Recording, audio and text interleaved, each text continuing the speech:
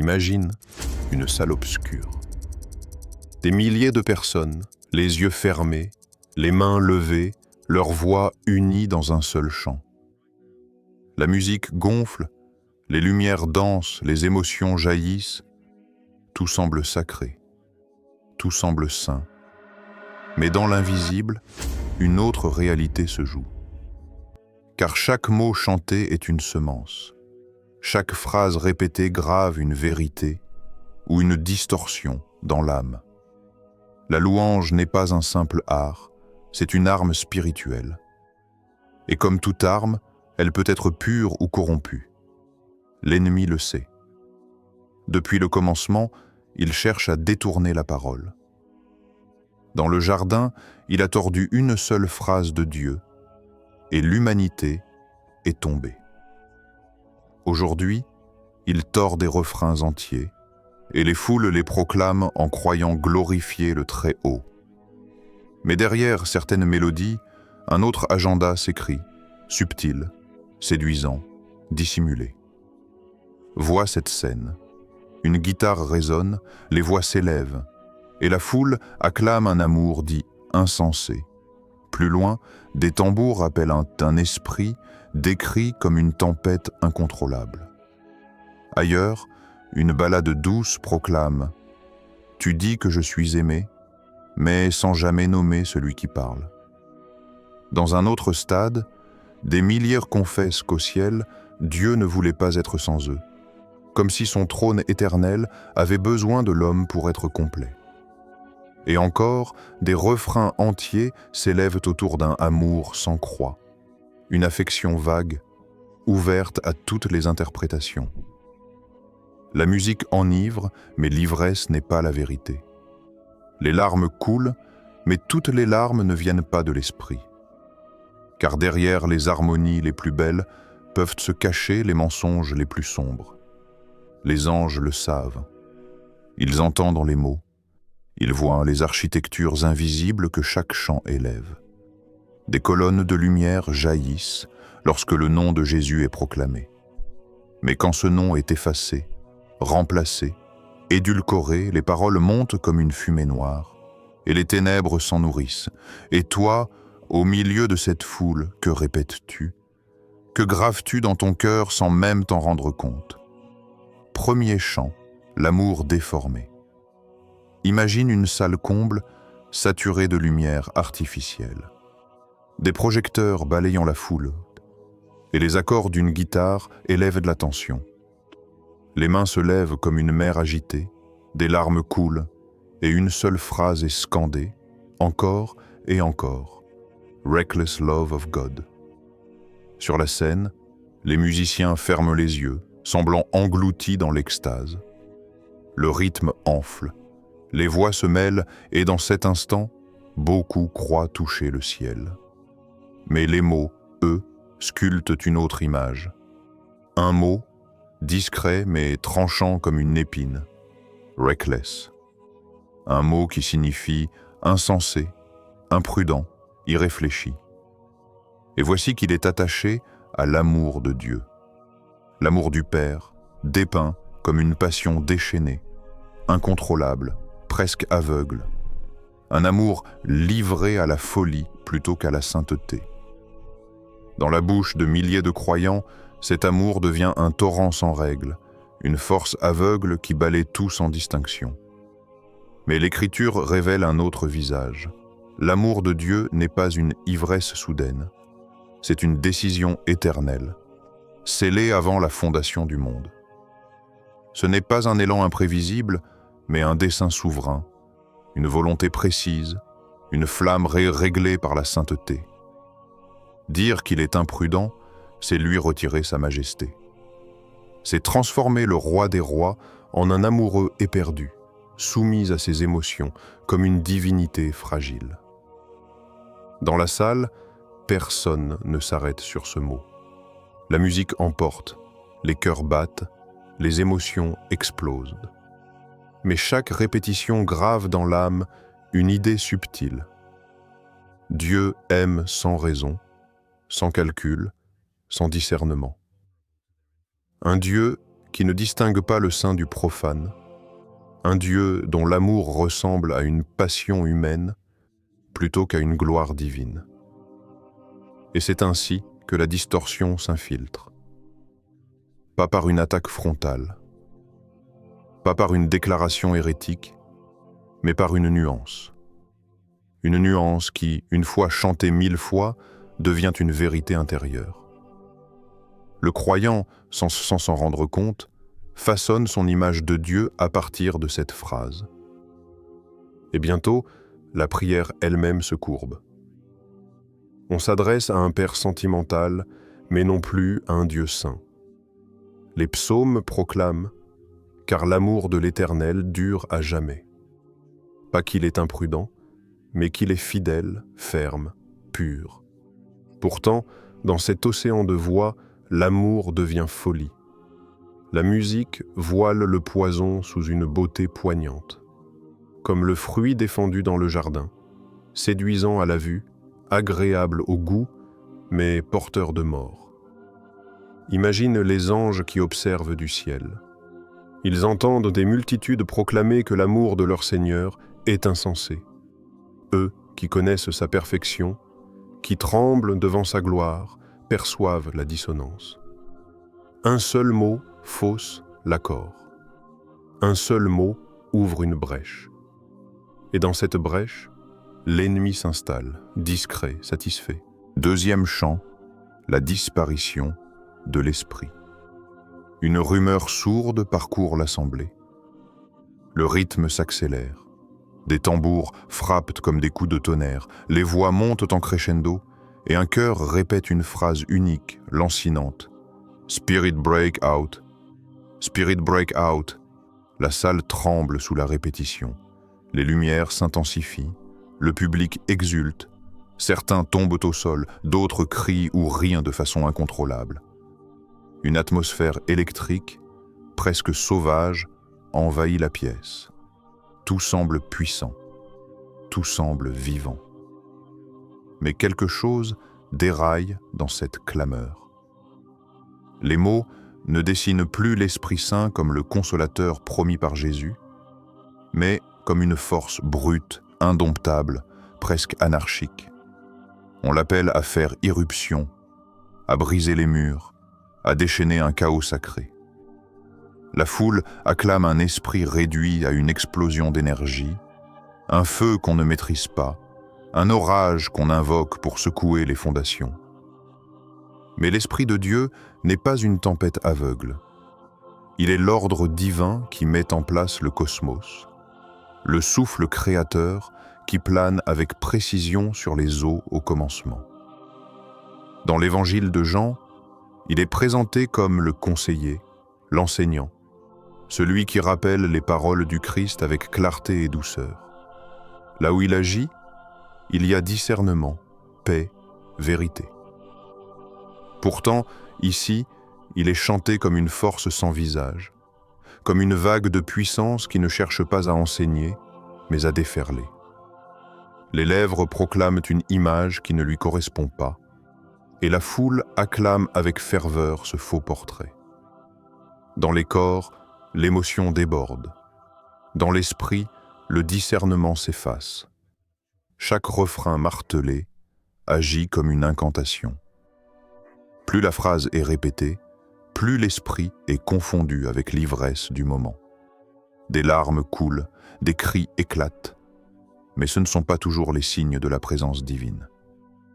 Parfois, ce ne sont que les secousses d'une excitation charnelle, ou pire, les échos d'un autre souffle qui se cache derrière les mots. Souviens-toi du prophète Élie. Sur le mont Horeb, il entendit le vent puissant, le tremblement de terre, le feu, mais l'Éternel n'était pas là, puis vint le murmure doux et léger, et c'est là que Dieu se révéla. Pourtant, dans ces chants modernes, on réclame un esprit rugissant, fracassant, comme si sa douceur n'était pas suffisante, comme si son humilité n'était pas assez spectaculaire pour enflammer les foules. Regarde la scène encore une fois. Les musiciens s'enivrent de leur propre énergie. Le public est emporté, hypnotisé. Chaque note est une vague qui pousse plus loin le délire. L'atmosphère devient une transe collective. Et au cœur de cette transe, une phrase continue de résonner, « Spirit break out ». Mais si l'esprit véritable se mouvait, il ne détruirait pas les murs pour s'imposer. Il ouvrirait les cœurs avec douceur, il écrirait la vérité dans les âmes, il répandrait une paix que nul vacarme ne peut donner. Et pourtant, ici, ce n'est pas la paix qui règne. C'est l'exaltation d'un feu qui consume sans distinguer, d'une puissance sans visage qui se déchaîne sans direction. Troisième chant, la voix anonyme. Un piano résonne, doux et fragile. La salle se tait, le tempo ralentit, et une voix s'élève. You say I am loved. You say I am strong. Chaque parole tombe comme une caresse.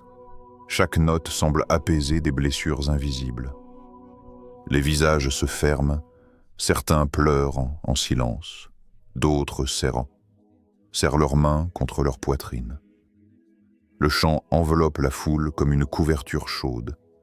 Mais une question demeure, suspendue dans l'air, invisible, insidieuse. Qui est ce You? Le public chante avec conviction, comme si la réponse était évidente. Pourtant, le nom de Jésus n'apparaît jamais, pas une seule fois. Le refrain répète un « tu » indéfini, ouvert à toutes les interprétations. Certains y entendent Dieu, d'autres, un être aimé, d'autres encore, une voix intérieure, peut-être même une illusion. L'absence de nom laisse la porte grande ouverte. Dans ce vide, les esprits s'invitent. Un non-croyant peut chanter ses paroles en pensant à son partenaire, à son ami, ou à une présence vague qu'il imagine bienveillante. Mais si Jésus n'est pas nommé, alors la parole qui console n'est pas ancrée. Elle flotte, elle s'adapte, elle se déforme. Elle devient un miroir où chacun projette son propre sauveur. Et voici le piège. Les affirmations sont belles, mais sans fondation. Elles disent « tu es aimé », mais ne disent pas par qui. Elles disent « tu es fort », mais ne disent pas d'où vient la force. Elles affirment, mais ne confessent pas. Elles rassurent, mais ne sauvent pas. Imagine une maison construite sur du sable. De loin, elle semble stable. Les murs sont droits, le toit solide, les fenêtres brillantes. Mais à la première tempête, tout s'écroule, car la base manquait. Ainsi en est-il de ces champs d'identité sans Christ, des fondations creuses, prêtes à s'effondrer dès que la douleur frappe. Dans l'Écriture, le nom est central. Il n'y a sous le ciel aucun autre nom donné parmi les hommes, par lequel nous devions être sauvés. Acte 4:12. C'est le nom de Jésus qui arrache aux ténèbres, pas une affirmation anonyme. C'est ce nom qui fait trembler l'enfer, pas un you flou, laissé au hasard des émotions. Mais dans la salle, personne ne s'interroge. Le chant continue, hypnotique, doux comme une berceuse. Les cœurs se laissent bercer par l'illusion d'être réconfortés. Pourtant, ce n'est pas la voix du berger qui résonne, mais une voix sans visage. Et une voix sans visage peut devenir celle de n'importe qui. L'ennemi n'a pas besoin de détourner les foules par des blasphèmes évidents. Il suffit de retirer un nom. En effaçant Jésus, il rend la louange vague, universelle, adaptable à tous les dieux, à tous les esprits, à toutes les philosophies. Et dans cette universalité séduisante, il cache ses chaînes. Le chant s'achève. La foule applaudit, soulagée, émue, convaincue d'avoir entendu une promesse divine. Mais dans l'air, il ne reste qu'un murmure anonyme, un souffle qui n'a jamais prononcé le seul nom capable de sauver. Quatrième chant, le ciel incomplet. Les premières notes résonnent comme une prière solennelle. Les paroles montent. You were the word at the beginning, one with God the Lord Most High. Tout semble pur, ancré dans l'écriture, solide. Les voix s'élèvent, des larmes coulent, les regards se lèvent vers le ciel. Mais soudain, au détour d'une phrase, une fissure s'ouvre. You didn't want heaven without us. So Jesus, you brought heaven down. Un frisson invisible traverse l'air. La phrase semble belle, poétique, pleine de tendresse. Mais écoute-la attentivement. Tu ne voulais pas du ciel sans nous. Que dit-elle, sinon que Dieu n'était pas suffisant en lui-même, qu'il lui manquait quelque chose, que le trône éternel avait besoin de l'homme pour être complet. Une idée subtile, mais terriblement dangereuse.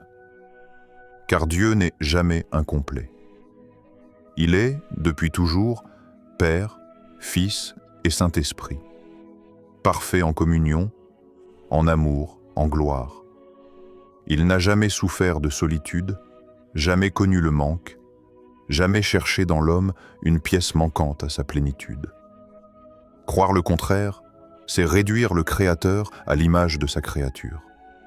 Pourtant, au cœur de cette chanson, cette suggestion s'élève comme un encens. Et la foule acclame, les lèvres proclament, sans le savoir, une dépendance inventée. Le Dieu éternel devient un Dieu incomplet, qui aurait besoin de l'homme pour être heureux. Ce n'est plus la croix par amour souverain, mais la croix par nécessité. Ce n'est plus la miséricorde gratuite, mais une dépendance cosmique. Ce n'est plus la gloire de Dieu, mais la valeur de l'homme. Et derrière cette subtile inversion, l'ombre du serpent réapparaît. Celui qui, dès l'origine, a murmuré « Vous serez comme des dieux ». Ici, il inverse encore l'ordre, non plus l'homme qui dépend de Dieu, mais Dieu qui dépend de l'homme. Une théologie envoûtante, enveloppée de beauté, mais chargée du poison de l'orgueil. Regarde la scène, des milliers de mains levées, des voix unies, des cœurs émus. Mais les paroles, elles, gravent une autre vérité. Elles placent l'homme au centre et Dieu à la périphérie. Elles peignent un ciel inachevé sans nous, un ciel qui aurait attendu notre présence pour être comblé. Mais dans les Écritures, le ciel n'attend pas l'homme pour être glorieux. Les anges ne cessent d'y proclamer « Saint, Saint, Saint est l'Éternel, le Tout-Puissant, celui qui était, qui est et qui vient. » Le trône est plein de lumière, de puissance, de majesté, sans besoin d'ajout. Et pourtant, la chanson plante une autre image. Un Dieu amoureux, certes, mais vulnérable. Un Dieu magnifié par l'homme, au lieu de l'homme sauvé par Dieu. L'équilibre bascule. Ce qui était adoration devient en silence flatterie de soi. Et les voix continuent, passionnées, convaincues d'exalter Jésus, alors qu'elles chantent sans le savoir une faiblesse que Dieu n'a jamais connue. 5e chant, l'amour sans autel. Les accords montent lentement, puis éclatent en un refrain puissant. I will build my life upon your love. It is a firm foundation. La foule s'élève, les voix se multiplient, et la salle entière devient un océan vibrant.